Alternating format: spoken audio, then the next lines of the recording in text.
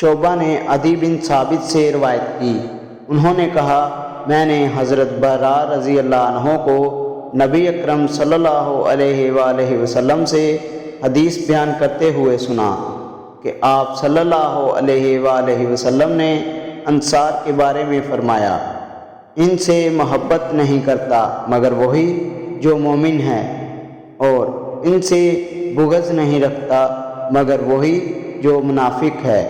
جس نے ان سے محبت کی اللہ اس سے محبت کرتا ہے، اور جس نے ان سے بغض رکھا اللہ اس سے بغض رکھتا ہے۔